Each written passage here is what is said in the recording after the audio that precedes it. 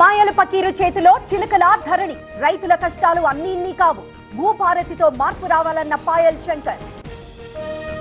అధికారంలో ఉన్నప్పుడు చేసిందేంటి రోజుకో వేషంతో సభకొస్తున్నారు మండిపడ్డ మందుల సామేల్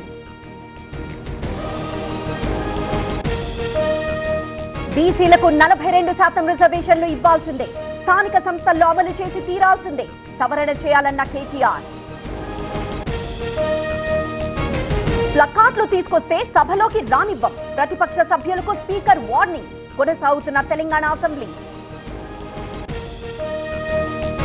బీజేపీ ఎమ్మెల్యేల వినూత్న నిరసన ఎడ్ల బండిపై అసెంబ్లీకి రాక రైతు సమస్యలపై చర్చించట్లేదని ఆందోళన తిరుమలలో తెలంగాణ భక్తులపై వివక్ష చంద్రబాబు దీన్ని సరిచేయాలి బీఆర్ఎస్ నేత శ్రీనివాస్ గౌడ్ సంచలన ఆరోపణలు కొనసాగుతున్న కేబినెట్ మీటింగ్ అన్ని కీళ్ల సంబంధిత సమస్యలకు రీజన్ ఆర్థోస్పోర్ట్ హైదరాబాద్లో అధునాతనమైన సర్జరీ లేని వైద్యం సీఎం చంద్రబాబు అధ్యక్షతన సమావేశం 21 కీలక అంశాలపై చర్చ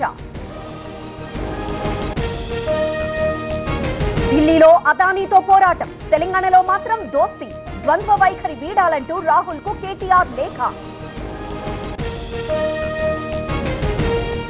అంబేద్కర్ పేరిట రాజకీయమా నిరసనలో రాహుల్ దౌర్జన్యం మండిపడ్డ రఘునందన్ రావు అసెంబ్లీ ఆవరణలో ఆందోళన అమిత్ షా వ్యాఖ్యలపై కాంగ్రెస్ కన్నెర్ర బర్తరఫ్ చేయాలని డిమాండ్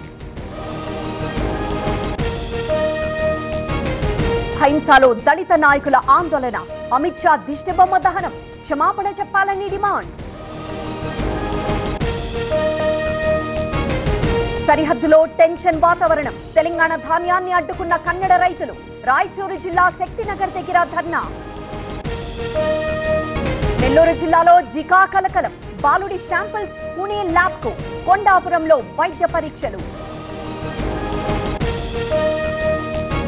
కుమారస్వామిని కలిసిన కార్మికులు స్టీల్ ప్లాంట్ ప్రైవేటీకరణ చేయొద్దని విజ్ఞప్తి సానుకూలంగా స్పందించిన కేంద్ర మంత్రి ఫీ రియంబర్స్మెంట్ రాలేదు హాల్ టికెట్లు ఇవ్వమంటున్నారు ఘట్కేసర్ శ్రీనిధి ఎడ్యుకేషన్ విద్యార్థుల ఆందోళన కాకినాడ కలెక్టరేట్ దగ్గర ఉద్రిక్తత వర్గీకరణ అనుకూల వ్యతిరేక వర్గాల నిరసన కమిషన్ ను కలిసేందుకు పోటాపోటీ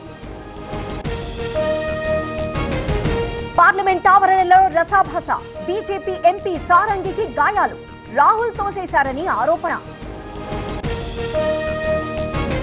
నాగ్పూర్ అసెంబ్లీ దగ్గర ఎంబీఏ ఎమ్మెల్యేల ధర్నా కర్ణాటక చెన్నైలోనూ ఆందోళనలు బీజేపీ తీరుపై నిరసన ప్రదర్శన